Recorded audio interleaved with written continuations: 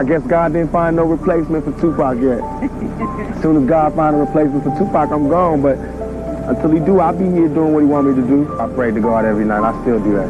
Jada Pinkett has garnered significant attention in recent headlines due to the statements she has made regarding her relationship with Will Smith and Tupac. Additionally, there have been reports suggesting that she is addressing the issue of Tupac's case. For context on how deep their relationship went, here's Tupac talking about Jada. Jada Pinkett. Jada's my heart, you know what I mean? She will be my friend for my whole life. Now that Jada's thoughts on Tupac have been made public, it's not unexpected that she may convey some serious messages to those involved in Tupac's case. Seeing him there, the condition that he was in, and having to leave him there, and he was in bad shape. You know that timeless adage about how falsehoods can circulate endlessly, but eventually the truth breaks through the facade? Well, guess what? September 29th, 2023 might just be the long-awaited moment. Recent reports have unveiled that they've captured the individual responsible for Tupac's tragic death. What makes the story even more tantalizing is that it seems that the spotlight may be increasingly focused on Diddy as well. All them gnats, you know, they can't really touch me. Y'all, at the end of the day, y'all see and y'all know what it is. You know, the track record. You might be curious about the recent developments. The M of the legendary rapper Tupac Shakur has been a haunting, unsolved mystery that has left the music industry and his devoted fans perplexed for more than 2 decades. Nevertheless, there are recent signs that the elusive truth may be finally emerging from the shadows. Do you feel like Puffy owe you? Yeah, he should. I think he should look out. He look out for everybody else. You know what I'm saying?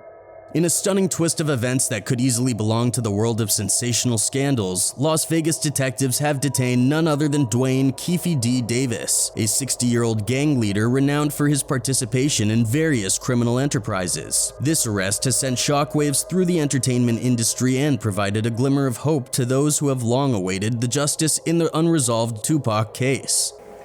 For 27 years, the family of Tupac Shakur has been waiting for justice. We are here today to announce the arrest of 60-year-old Dwayne Keith Davis. Mopreme Shakur, Tupac's stepbrother, has found himself caught in a whirlwind of emotions following the arrest. He described it as, quote, bittersweet, with a raised eyebrow underscoring their long-awaited awareness of Keefy D's involvement. The lingering question worth $1 million in speculation remains, why did it take authorities so long to apprehend a suspect who had openly confessed to his role in the crime? We was just all in the car together. Okay. This was the white Cadillac? Yeah. Okay.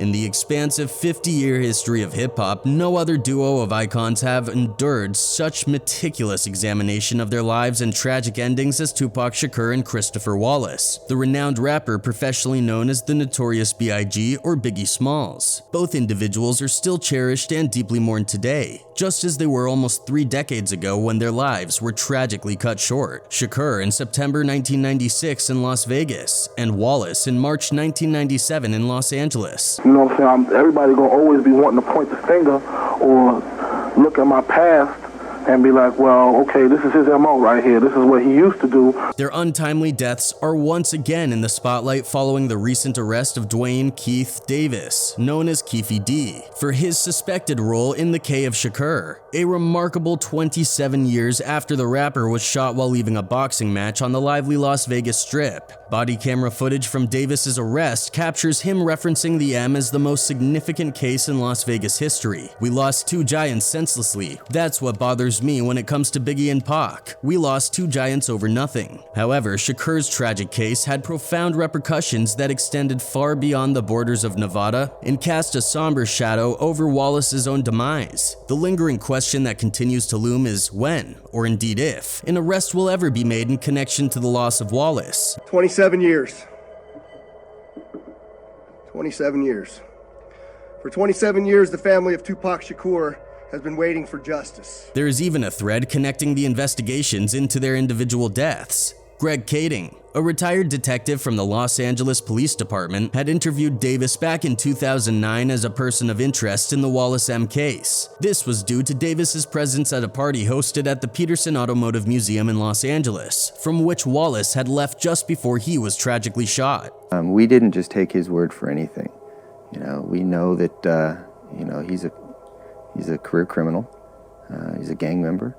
Furthermore, in a transcript of a Clark County grand jury proceeding held just last month, retired Las Vegas Metropolitan Police Detective Clifford Mogg disclosed that investigators had proposed a theory suggesting a potential link between Shakur's and Wallace's deaths. While Mogg did not provide specific details about the theory, he did testify that Davis was not considered to be involved in these tragic events. He leaned over on the window, we rolled down the window, popped.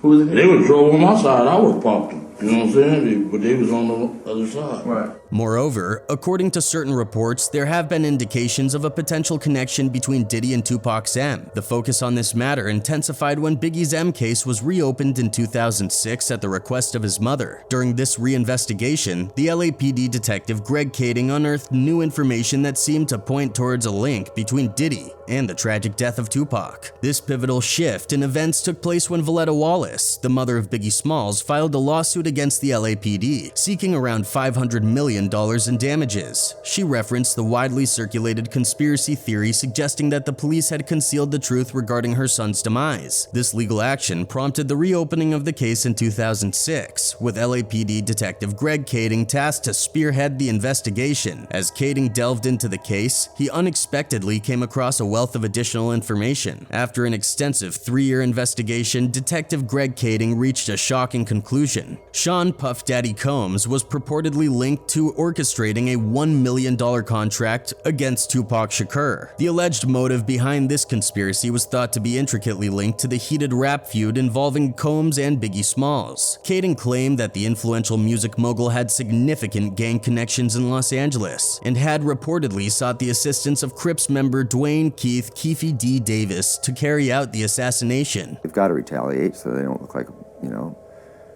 a weak gang. And 2, they owe it to them.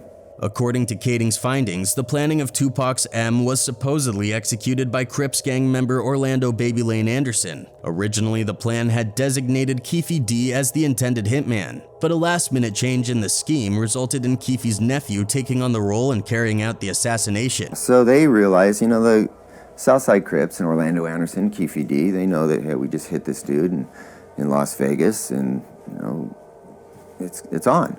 Ultimately led to the tragic death of Tupac and the injury of Suge Knight. Interestingly, just hours before the shooting, Baby Lane had been involved in a physical altercation with Tupac at a Las Vegas casino. So immediately in the aftermath, Diddy hears about the shooting, finds out that there's, Tupac's been shot and is in the hospital.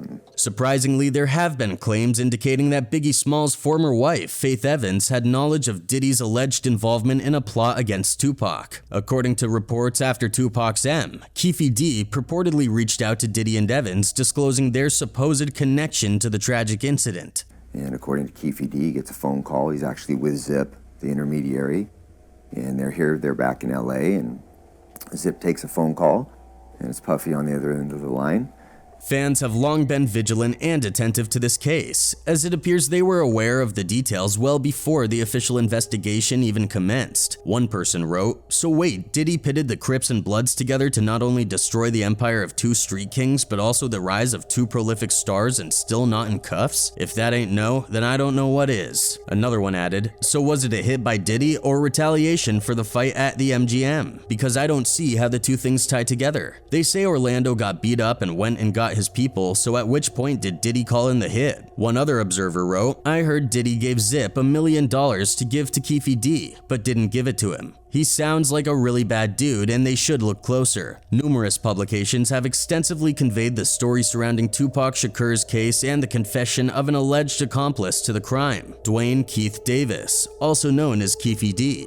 In a revealing interview for the American crime documentary Unsolved, The Tupac and Biggie M, which aired in May and has recently become available on UK Netflix, Davis openly discusses his role as a witness to the M. The self-proclaimed Compton kingpin has made a stunning revelation, claiming that he has cancer, which he believes grants him immunity from prosecution. This is the reason he confessed to the crime 2 decades later. According to Davis, he occupied the front passenger seat alongside the driver Terrence Brown. In the back seat were DeAndre Smith and Davis's cousin Orlando Anderson, all of whom were members of the Southside Crips gang. The 4 members were on their way to Suge Knight's 662 Club in Las Vegas, searching for Tupac because he had reportedly beaten up one of their fellow gang members earlier that day. However, Tupac didn't appear at the club while they were there. Later, as they were leaving, they spotted Tupac driving towards the club, standing out of the top window of a car. "My partner busted you," Davis said. "When we pulled up, I was in the front seat." Davis said the shots came from the back, but does not name the shooter, going to keep it for the code of the streets. It just came from the back seat. Moreover, in a recent phone call from his prison cell, the former CEO of Death Row Records, who is currently incarcerated, openly discussed his thoughts on the arrest and his potential cooperation in the trial. This revealing conversation was conducted by TMZ, the entertainment news outlet, and provided valuable insights into Suge Knight's perspective on Keffe D's arrest and his possible role in the upcoming trial. He said, quote, "There was only 2 people in the car, and Pac's not going to be able to tell the story. I ain't gonna tell the story." This revelation caused quite a commotion among the public, especially in light of previous claims that there were 4 individuals in the car with Tupac at the time of the shooting. When TMZ inquired about his perspective on Keffe D's arrest, Suge Knight appeared surprised by the development. He was unequivocal in expressing his lack of anticipation regarding Keffe D's arrest. He said, quote, "Let's get one thing straight. First and foremost, me and Keffe D played on the same Pop Warner football team, and whatever the circumstances, if he had an involvement with anything, if he didn't have an involvement with anything, I wouldn't wish somebody going to prison on my worst enemy." According to the district attorney, Keffe D was allegedly in the car with his nephew Orlando during the tragic event, with his nephew being considered the alleged shooter of Tupac. However, Suge Knight's account significantly contradicts this narrative.